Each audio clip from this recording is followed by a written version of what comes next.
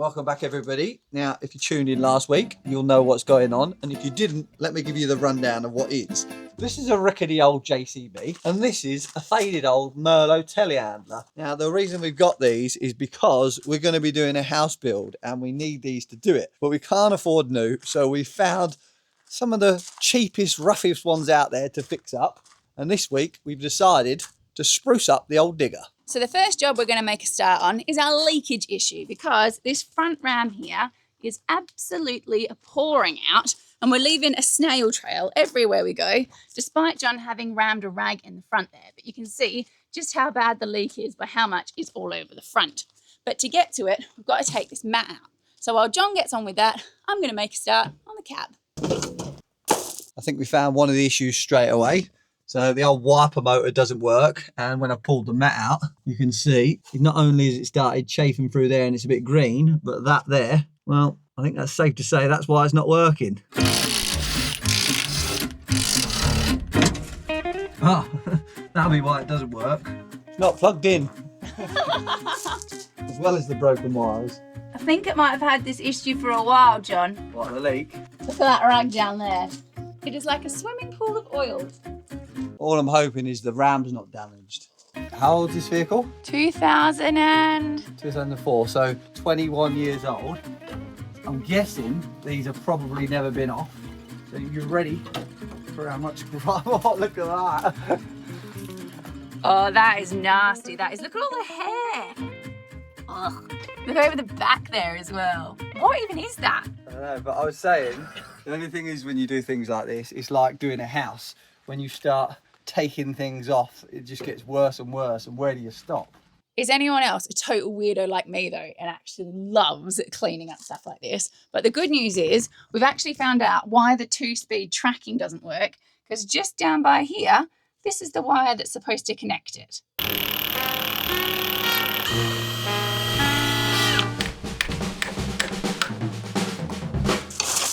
you okay? Removing the ram should have been a 2-minute job. Come on. First, the pin was seized.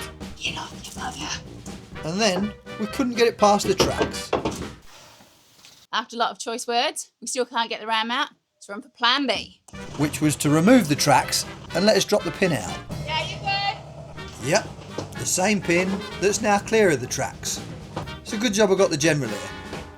Not to be dumb, but as you kind of went on that plate, you not just put it out. Oh. We won't show that. We have to. No. Right, come on, get this out then. Oh. Have you ever had black nail before? I haven't entirely ripped a toenail off, but I don't think I've had a black toenail before. We're definitely going to get one on this, aren't we? Well, if you wear those shoes, you are. Now, my rustiness didn't stop there. Whoa. Because believe it or not, I've been a mechanic all my life, but getting the nut off this ram was testing my patience. So I referred to the mechanic's Bible, good old Google. And it's a good job I did, because underneath this seal is where the dowel is to lock it in place. So I screwed a bolt into it, and voila. That's a bit easier. Meanwhile, I got on with the delightful job of cleaning out the base of the cab. Oh, it smells. I can hear you thinking, why am I not just pressure washing it out? Well, it's full of glass and oil, plus there's so much of it, it would be an absolute nightmare to clean up if I just blew it straight out onto the driveway. And this is how much mud and grime and sludge and crisp packets I got out of one small section. I don't know if I can even get it in the bin. Look at the state here. You're not meant to wear it, Jess. Imagine what I'm going to be like by the end of the day. I then moved on to the second and more awkward side, where we needed to literally unearth the pipes and joins to make sure they're in good working order. That's the second lot. You're not done yet. Oh, shut up. This is so comfy. Lucky I'm good at yoga. I'm defenceless. Third lot. Fourth bucket. Whew. Wonder if this front screen will come out. I will be savage if that comes out. Don't you break that glass. Why didn't you take that out, Jess? A bit easier. Me. You watch me struggle with that. Ah! Much easier, that, isn't it? Oh, for goodness sake. Ram's all done. Nightmare getting the seals in like usual, but I did find a little blob of almost like a weld splatter on the piston rod, and I think that's probably what's nicked the seal and why it's leaking. So I've given that a little file down and hopefully that'll be okay now. And I've done the best job I can on the base of the cab here. So all of these moving parts, I've got a little bit more space down here. We've also taken out the seat, which has obviously been repaired or replaced at some point, but it's a bit of a bodgy job, so we need to redo that. John also took out the roof lining, and it's lucky that we did because we found these holes here where there was obviously some spotlights or something at some point, and they just haven't plugged them, so the water would have just poured in. But now we've got all of that out, I can give it a good old pressure wash.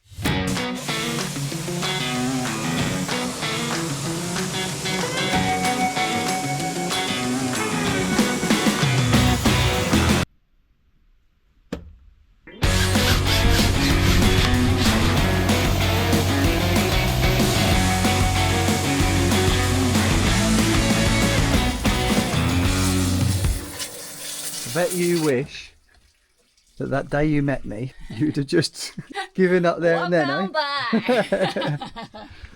But we've washed it about 5 or 6 times now, and then down the bottom here, so these are like the final drive motors. This is what drives the tracks, and it's got these covers on here. So I removed them because normally what happens is all the dirt just drops down into them, and there's normally nuts welded to the back here. They seize up and you try and do them, they snap. Well, good job I did, because even worse, they're rivy nuts. And when I started undoing them, a couple were spinning, so I've tightened them up. But then I can get rid of all this dirt that's in here then as well. So again, if we get any issues, we can see where it's coming from. Not really doing a lot though, is it, this pressure washer? It's doing a good job, but I think a proper steam cleaner pressure washer would be better, wouldn't it? Once you've built your new shed, you cannot fit it in this one. Jess is right. The sensible thing to do is wait until we have the new shed to get the big pressure washer. But waiting is not my forte. He was straight in here last night and on Facebook Marketplace organising himself the 8-hour round trip to go and pick up that blooming pressure washer today. But the only good thing about it is that it does mean that I get a nice peaceful quiet day to catch up with admin. And one of the jobs on my list is I'm ordering the paint for painting the digger, and we're going to do it with the same stuff that we painted Big Red with.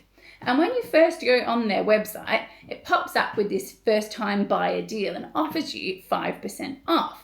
But say you go off and you want to have a little bit of look around at what else is on the market, when you come back on, because the website tracks you, it doesn't offer you that deal anymore.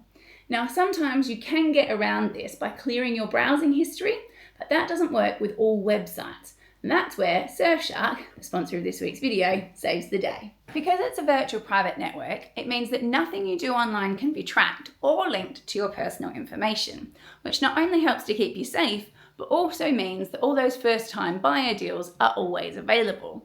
It also saves you money when you're buying other things too, like flights, because the way that companies determine the price of flights is based on both your browsing history and your current location. But by using Surfshark, you can stop them from seeing that, and you can change your virtual location. And doing that has saved us £542 in the last year. You can try out all of this risk-free because they offer a 30-day money-back guarantee. And if you use the code TRUEBLUE at the checkout, you'll get an extra 4 months of Surfshark free. Or you can go to surfshark.com/trueblue. I'll put the link in the description for you, or you can click this QR code just here. Look at the size of that bloody thing. How on earth is he going to fit that in his already seriously overcrowded shed? This man cannot wait for anything. Are you feeling pleased with yourself then? Well, let's just say it was an eventful time getting it anyway. An eventful time? Why? Let me show you. Are you checking off with your trip? Bloody hell. You're lucky then. We got that on film.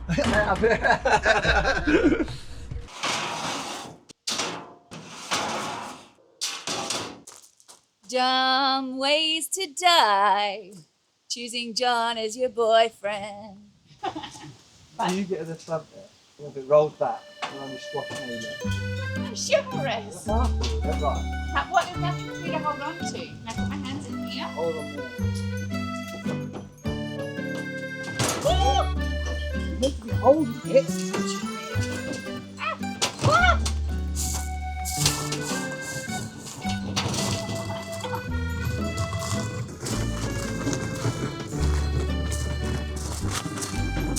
So the reason I got this big beast is because this is the old one. The old how many, sorry? Well, we have got 2 of these, but I like to have one set up all the time, and this one is like the mobile one. But whilst this is good, it only does cold water, whereas this big beast, this does hot too. So when it comes to things like grease, it's a lot better because, well, it's like when you're washing your dishes at home. If you use cold water, it doesn't touch it, whereas you use hot and soap, then obviously it's a lot better. There is a bit of a price difference between the two because this is 3.5 grand, whereas they're 290 quid. Just a bit of a difference. I didn't pay 3.5 grand for this though. We only paid 1,800 quid for it, but this is like new. It's only done 40 hours. So let's do a little triple T on it, shall we? But it's only 240 volt. This is the biggest unit you can get being 240 volt, and then you go 3-phase. The burners run off of diesel. But then you've also got 2 chemical tanks in there. So you can have like one for traffic film remover and one for wax. And then it adjusts on here. It also does cold spraying, eco hot spray and piping hot spray as well, where you can adjust the temperature. So I think it will come in handy for all kinds of jobs, won't it, Jess? We'll see. I think it will definitely help with the diggers. But what is it, my darling? A little bit of kit for the workshop. Such a goon. After Goon Boy got distracted from filming though, with the thought of the purchase of his new pressure washer, we did actually get this cab stripped down a bit more. So we decided to take the seat base out at the back there. And that's because we found the mother lode of gross, disgusting mud in the back there. I think it's about time to say, what did you say when we bought this this digger? How the cab was going to go? The driver of this digger definitely looked after it better than the driver of the telehandler, because there's not a huge amount to do in here other than give it a quick little clean. I admit I may have misjudged that just ever so slightly, but I think you can see from the state of me by the time I'd finished just how much effort did actually go into stripping down and cleaning out this cab. And seeing as we've gone this far with it, we have decided to take off just one more teeny tiny little bit.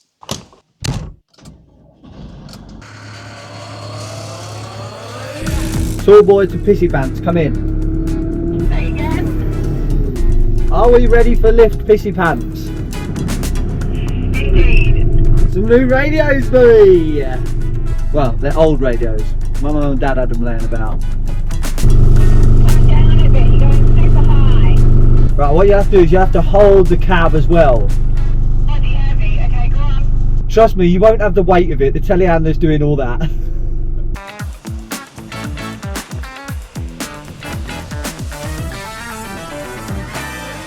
Didn't think the old telehandler would come in handy this quick.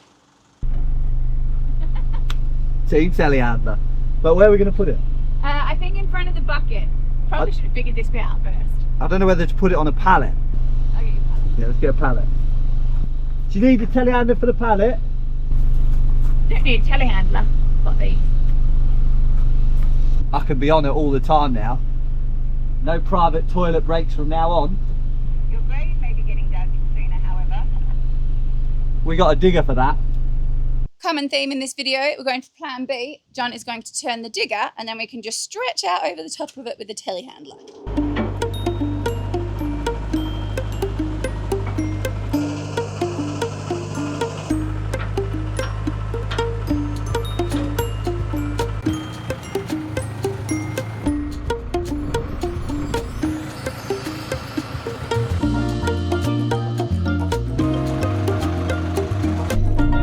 Hold it as it goes down.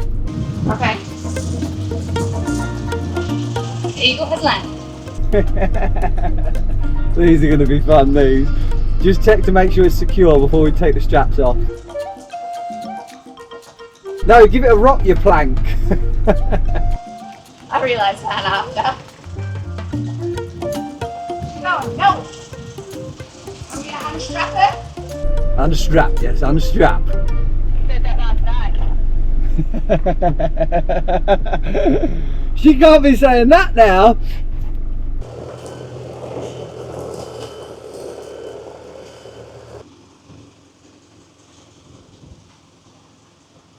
What a little ripper. Got big red and big green. I'm big happy too. I know it might seem a bit extreme having removed the cab, but it is for good reason, because we want to fix and paint this up. And you can see where they've painted the cab before, where they've got overspray all over it. So it means we'll be able to get a much better finish on it. And also, where this used to seal to the base of the digger, the seal had all completely degraded and you can completely see sunlight through. So when we put it back on, we can fix that. And it will also make it easier for us when we come to paint this, so it won't be two-tone anymore. So the last thing that we need to do now is, because we've got it so stripped and we can actually see all of the pipes, we're going to give it a good test and move it in all the directions and make sure everything is in good working order. We ain't got leaks. Right, all the way out. Right, and then go and max it out as well, so it like goes to... Oh, That's it, feels like a bit tippy. Yeah. Yeah, good so far. Right, come back in.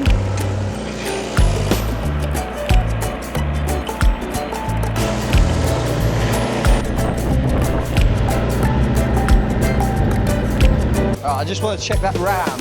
Okay. Bit hard without the pedal.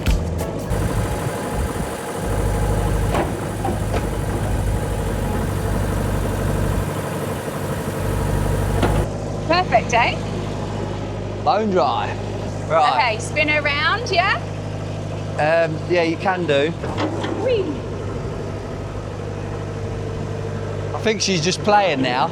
Everything looks good. Real good.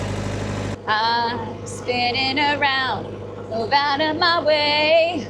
I am using the digger today. Right, go down with that. Yep, right, now try and track. Yeah, that'll do. Well, good news is she's got no more leaks. So the next job is we need to get the tracks off. Oh! Please be okay, please be okay. Fortunately, the camera's okay, good old action cams. But what I was trying to tell you was that we've got to take the tracks off now because we've got some repairs to do to the drive system, and it's going to make it a whole lot easier for us when we come to paint it. So to remove the tracks, obviously we've got to get it off both of the wheels at the end.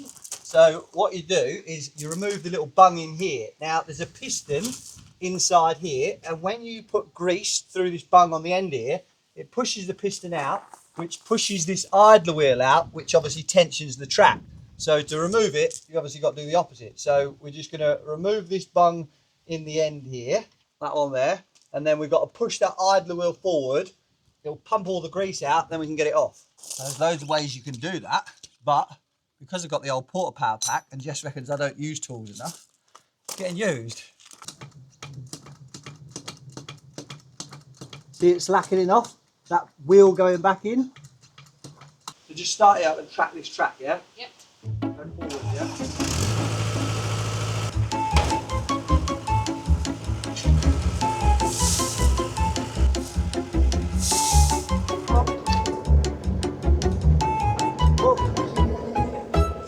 Do you want me to go up a bit? She's up, baby. You've done it. You've done it.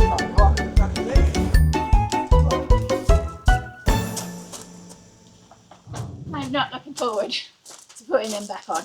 You wouldn't expect them to be that heavy. Seeing as we've got the tracks off, I thought I'd give you a simple Jess-style explanation on how the drive system on these diggers works. So you've got this sprocket here, and that is attached to your hydraulic motor, and that is what actually turns your tracks. I think of it just like the back wheel on your push bike. Then under here, you've got a series of rollers, and what they do is distribute the weight evenly along the track and stop you from getting bogged. Then you've got your idler wheel here, and that's job is to keep tension on the track and to keep it in place. And then the last little bit you've got is this roller here. And that helps to keep the track gliding along and from getting stuck down on that top bit. And if I pull the idler wheel out, you can just see the frame on there that the piston sits on, and it just slides in and out of that channel. And then I need to get rid of all this mud that's in there, and then I can show you this piston as well. Again, I don't think this has probably ever been out either. And then this is the big spring with the piston in the middle, and then the grease nipple is on the end there, and like I say, you pump grease in there and it pushes it out.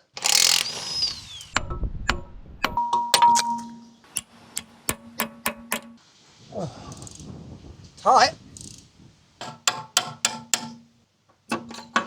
This is why I always get a bit nervous when you go look at vehicles, because look at the play in that. And when these are 80 quid each and there's 10 of them on this vehicle, Just a quick 800 pounds there. yeah, it soon mounts up, whereas that is obviously what play you're meant to have, absolutely nothing. And then the same with these rollers as well.